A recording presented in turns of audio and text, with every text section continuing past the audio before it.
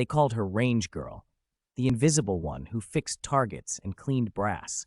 Sarah Mitchell preferred it that way, until Chief Harrison pushed too far, until he shoved the Barrett 50 into her hands and challenged her to prove herself. What happened next at 2.1 miles would expose a secret 5 years in the making. The Arizona sun blazed mercilessly as Sarah Mitchell moved between the firing stations, collecting spent casings and adjusting target mechanisms. Her movements were efficient but unremarkable, designed to attract zero attention. Loose khakis and a faded service shirt concealed her athletic frame, dark hair tucked beneath a standard cap that shadowed her features. At 28, Sarah had mastered the art of being invisible. "Target in lane 6 is malfunctioning," barked Colonel Barnes, not bothering to look at her directly. "Fix it before the next rotation." "Yes, sir," she responded, voice deliberately neutral. This remote Arizona facility housed elite Navy SEALs preparing for deployment. Today was long-distance qualification day, and tension ran high among the shooters.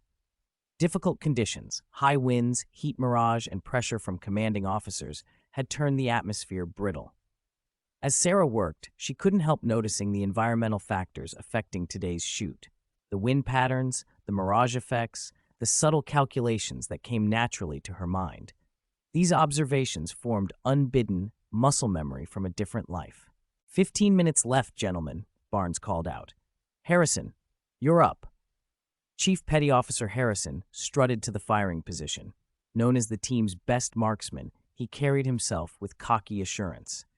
The other SEALs gathered behind him, ready to witness another impressive display. Sarah stepped back, clipboard in hand, tasked with recording results. She kept her eyes down, but couldn't help making mental adjustments to Harrison's setup as he prepared. His first attempt at the 2,000-meter target missed right. "Wind kicked up," he muttered, making an adjustment. His second shot missed left. Frustration rippled through the group. His third shot missed entirely.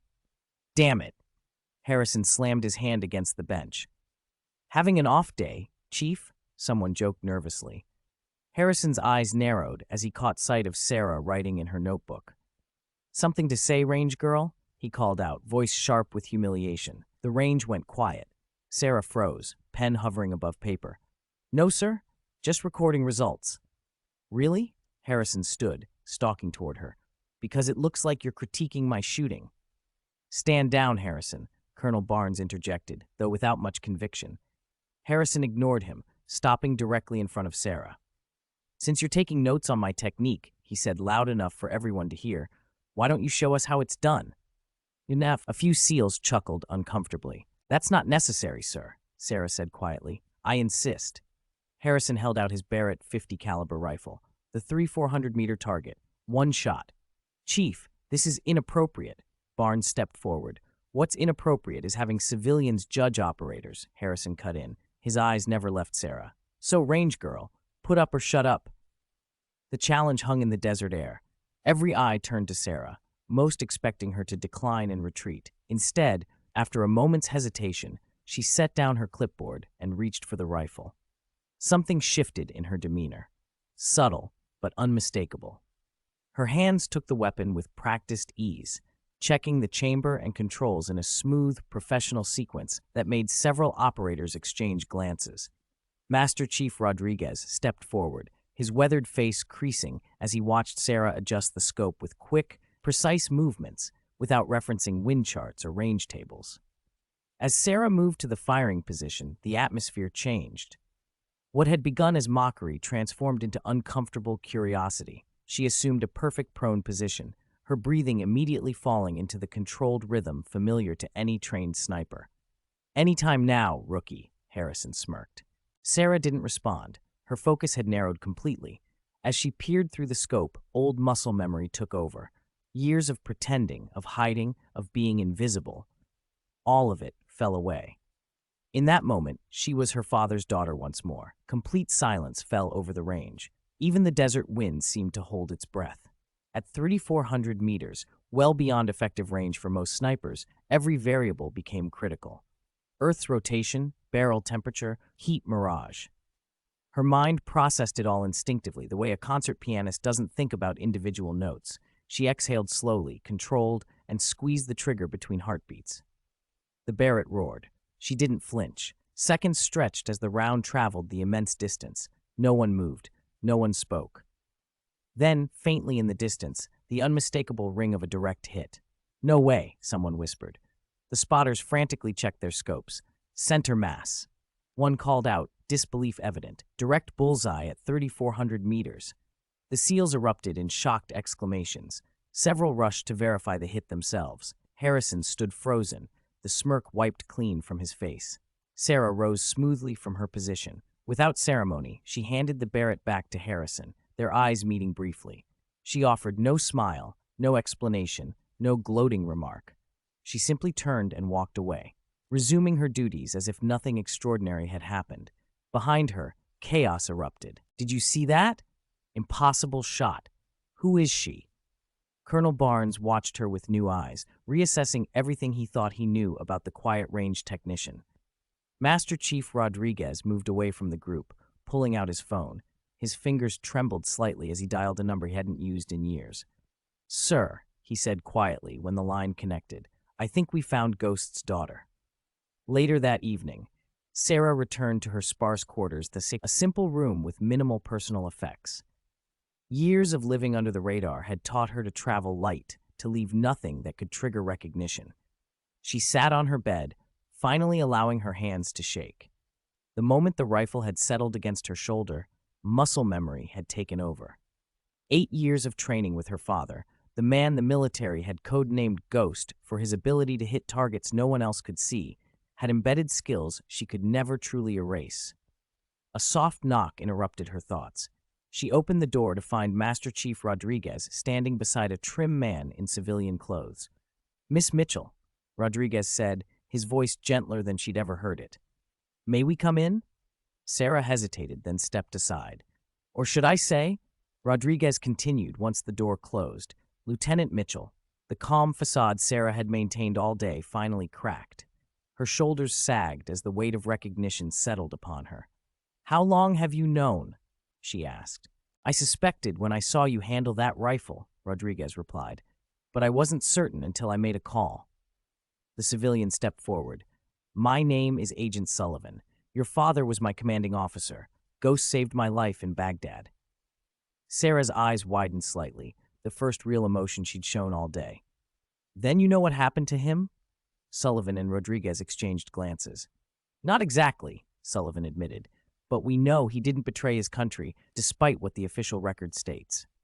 Sarah's jaw tightened. He was set up. Operation Nightfall was compromised before it began. "That's what we believe too," Sullivan nodded. "Is that why you've been moving from base to base, looking for information?" "I've been tracking the men who were there that night, the ones who survived, the ones who lied." Rodriguez studied her with new understanding. "That shot today, no one's made that distance consistently since your father."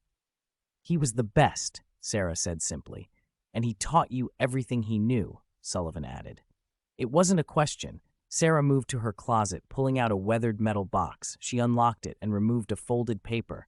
"This was the last thing he gave me before he disappeared." She handed it to Sullivan. Coordinates, names, details about Nightfall that never made the official report. Sullivan studied the paper, his expression grave. "This changes everything." "There's more," Sarah said. "But first, I need to know. What happens now? You found me. What are you going to do about it?" "That depends," Sullivan replied, "on whether you're willing to finish what your father started." 3 days later, mission briefing.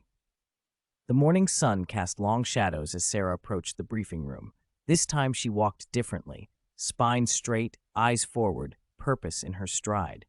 Gone was the deliberate invisibility she had cultivated for years. Lieutenant's bars gleamed on her collar, her true rank restored overnight through Sullivan's intervention. Harrison stepped forward first, his expression unreadable.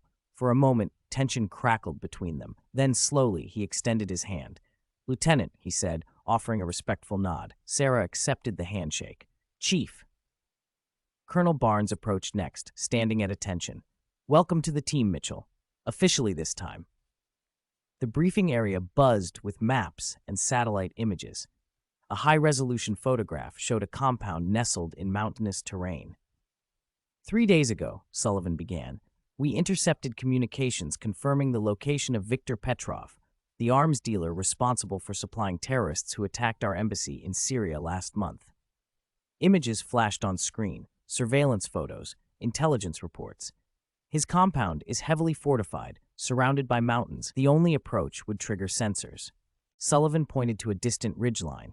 The only viable sniper position is here, 3,800 meters from the target. A murmur ran through the team. 3,800 meters, beyond even Sarah's extraordinary shot from days before. Impossible, someone muttered. Not for everyone, Sullivan replied, his eyes finding Sarah's. Rodriguez stepped forward carrying a long case. He placed it before Sarah. This arrived by special courier. Sarah opened it slowly.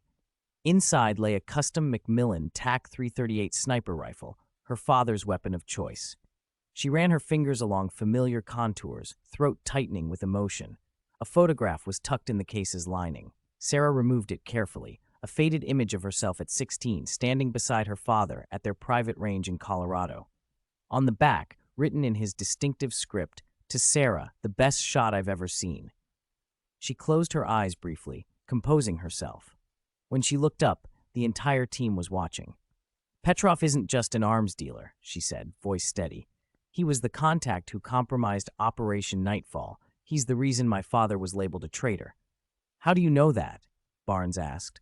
"Because my father left me a trail to follow. Names, locations, evidence. I've spent 5 years piecing it together." Sullivan nodded. "Lieutenant Mitchell has provided intelligence that changes our understanding of what happened that night. This mission isn't just about eliminating a threat, it's about clearing Ghost's name." 3,800 meters, Harrison said, shaking his head. "Even with perfect conditions." "I'll make the shot," Sarah stated simply. Not boastful, not defensive, just fact. Rodriguez smiled for the first time. "I believe you will." The mission. Dawn broke cold and clear over the mountain range bordering Petrov's compound. The team had inserted during the night, each member moving into position with practiced stealth. Sarah and Sullivan had separated from the main group, making the arduous climb to the sniper position. The ridgeline offered a direct line of sight to the compound's main building, though at extreme distance. As the sun rose, Sarah settled behind her rifle, Sullivan beside her with a high-powered spotting scope. "Wind at 4 mph, west to east," Sullivan murmured. "Temperature rising, minimal mirage effect." Sarah made minor adjustments, chronograph reading consistent with expected performance at this altitude. Through the scope, Sarah watched the compound stirring to life. Guards changing shifts, personnel moving between buildings. "Target building in sight," she reported. "No visual on primary yet." Their earpieces crackled. "Alpha team in position," came Barnes's voice. "Bravo team ready, awaiting the shot." The plan was precise. Sarah would eliminate Petrov's head of security with her first shot, giving the assault teams their opening. "Movement at south entrance," Sullivan reported, matching height and build of target 1. Through the scope, Sarah could make out a tall figure in tactical gear. "Confirmed target 1, she said calmly. "Head of security." "Range 3,802 meters, Sullivan noted. "Wind holding steady." Sarah drew a slow breath, settling deeper into position. Every variable calculated, every factor accounted for. In her mind, she heard her father's voice guiding her through the process, as he had hundreds of times before. "Send it when ready," Sullivan said quietly. She exhaled halfway, paused, and squeezed the trigger with smooth, even pressure. The rifle's report echoed off the mountains. Through the scope, Sarah watched the target continue speaking for nearly 3 seconds before suddenly collapsing. Without waiting for confirmation, she shifted aim to the communications array and fired again. The equipment exploded in a shower of components. "Both hits confirmed," Sullivan reported, amazement in his voice. "Alpha, Bravo, you are clear to proceed." The assault unfolded below them with military precision. Within minutes, the compound was secured. "Primary target captured alive," Barnes's voice crackled through their earpieces. "Mission accomplished." Sarah lowered her rifle slowly, emotions finally breaking through her professional facade. "Your father would be proud," Sullivan said quietly. She nodded, unable to speak for a moment. 5 years of searching, of living a lie, of being invisible, all leading to this moment. "What now?" she asked. "Now we find out what Petrov knows about Operation Nightfall. and we clear Ghost's name once and for all. As the extraction helicopters approached in the distance, Sarah looked through her scope one final time at the compound below. The mission was complete, but her journey was just beginning. She was no longer the invisible range technician, no longer just another face in the crowd. She was Lieutenant Sarah Mitchell, daughter of Ghost, and the best shot the military had ever seen. The 2.1-mile shot that started it all had changed everything. But it was only the beginning. Epilogue. 6 months later, Sarah stood before a military tribunal as they officially cleared her father's name. The evidence from Petrov's interrogation had exposed the conspiracy behind Operation Nightfall, vindicating Ghost and restoring his honor posthumously. Harrison approached her after the ceremony. "That shot at the range," he said, shaking his head. "I thought I was humiliating a rookie. Instead, I revealed a legend." Sarah smiled, her first genuine smile in years. Sometimes the best shots come when you're not trying to prove anything. "What's next for you, Lieutenant?" She looked toward the horizon, where new missions and impossible targets waited. "Wherever they need someone to make the impossible shot," she said simply. "From invisible range technician to military legend, all because of one perfect shot at 2.1 miles.